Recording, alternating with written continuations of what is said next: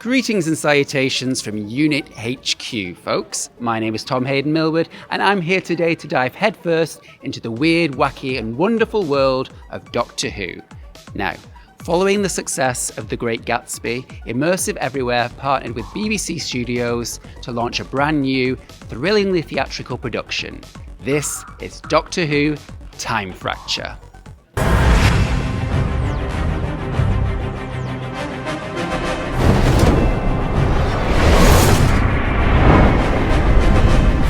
Nearly 2 years ago now, I was called by the producers at Immersive Everywhere saying that they'd secured the license to mount an immersive Doctor Who show, and would I be willing to write that show alongside my longtime collaborator Tom Mallow, who will be directing. And I jumped at the chance because as far as we were concerned, for an immersive theatre world, you couldn't ask for a better brand to be making that around than Doctor Who. The moment has arrived. You have been assembled here for Operation Time Fracture. And it is not an overstatement to say that the fate of the universe itself lies in our hands. So the whole story, this entire performance is a love letter to Doctor Who, celebrating all of its iterations from the last 60 years, from Hartnell right the way through to Jodie Whittaker. It's all centered around this time fracture, which is a rift that's opened up in space, time, and dimension, which is causing anomalies in reality, which are getting worse, with the end point being the eradication of the universe and life as we know it. The Doctor would normally be able to sort something like that out. Saturday night work for the Doctor. But due to the time fracture, the Doctor can't get here to sort it out. So what the Doctor's very astutely done is sent a list of names to UNIT. Civilian names who the Doctor says are essential to saving the universe. Those names just so happen to be the audience members that are arriving for that particular show. UNIT's constructed a gateway into the time fracture, and the audience go inside with the mission to find out what's causing its growth and to put a stop to it. And there's our springboard to travel across all space, time, and dimension, where they are the main part, the hero, in a journey and an adventure to save the universe. It's you, isn't it? I thought I was going to have to do this on my own, but it's you, you're here! Fellow travellers in time and space. Small universe. Me too! So we have a huge narrative beat structure throughout the show, which is great, written by Dan. But there is the element of the magic dust, which is the cast. They are the heartbeat of the show. So we can kind of understand or predict what the audience may offer or might say in this situation. However, the cast are always playing on the front foot, so they can react, acknowledge, staying in character, and respond, leading the audience in the right direction, narratively or physically, throughout the show. There's 42 of us in the cast. And everyone plays at least 2 roles. We have some amazing swings who cover 6 or 7 or 10 roles, who are incredible. And we alternate roles between nights. So one night I'll be Queen Elizabeth I, and then the next day matinee I'll be a Time Lord Guide, and then the evening I'll be Queen Elizabeth I again. So there's a lovely variation in parts there. The audience play a part in an immersive show. Whereas you may have traditionally a fourth wall. It's still important to know who are the audience watching this play. However, in an immersive show, the audience are very much present in the room. They have a character, they have a costume, they have a purpose, they have a voice, and they will say what they think.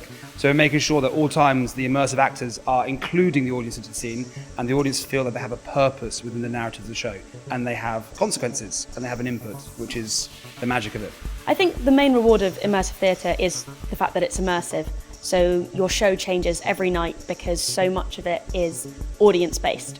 You can't plan your interactions, you can't plan the answers the audience are going to give you. You can think what they might be about to say, but every now and then you get a complete curveball, which is an utterly brilliant answer that you never could have anticipated. Yeah, you them off, friend.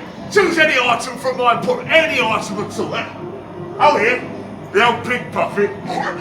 It's a very funny puppet. It's my favourite item, So there's about 17 different worlds in total. There are many different tracks to go on, so it doesn't mean that you see all of them, but you see a very, very big amount. But it also means that come back and do another track and have another look around, follow a different actor, and it doesn't matter how many times you come to the show, you'll see something different every single time. There's so much to do. Yeah, we think if you run round to every room for 30 seconds, you might be able to do it. However, you won't understand what's going on. So we hope that audiences see and experience their show, that experience in that moment. However, they see there's much more going on. So they do come back and revisit on an adventure through space, time, and dimension.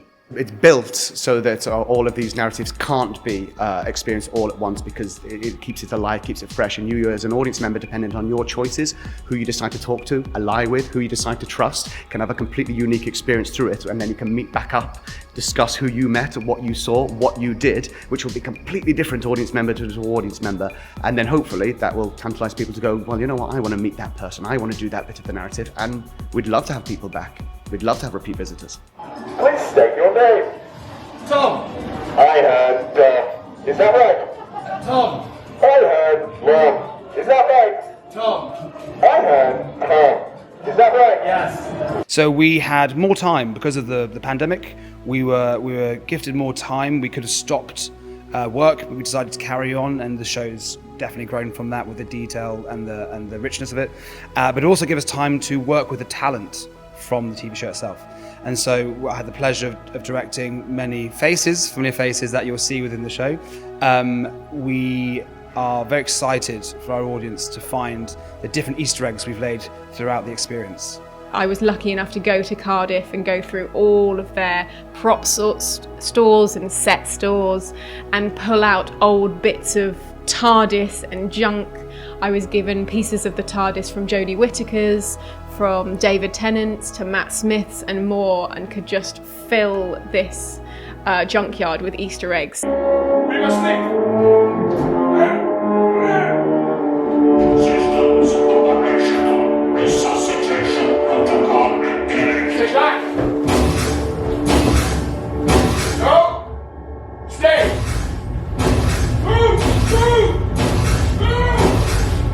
Well, as I said, the show is a love letter to Doctor Who. So if you love Doctor Who as much as we have put the love into creating, I hope it translates into the viewing of it. A lot of love has gone into Time Fracture, and we hope that the Whovians come in and make memories that they will be able to hold on to forever and have a wonderful night where they will recognize everything. Easter eggs are everywhere, and you'll be able to recognize every single thing within the show.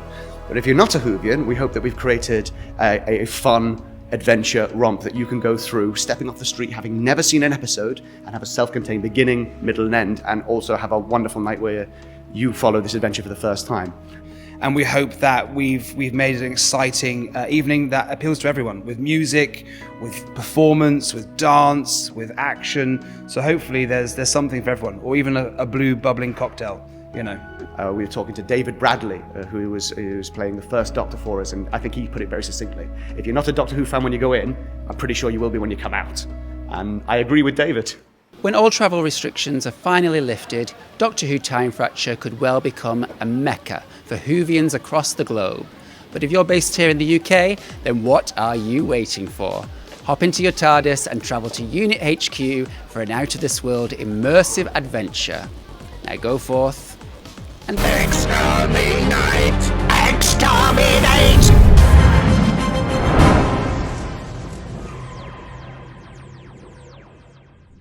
I think we've acknowledged and we've brought to life every moment. Sorry, start that bit again. Not every moment for 60 years, because that's a big claim.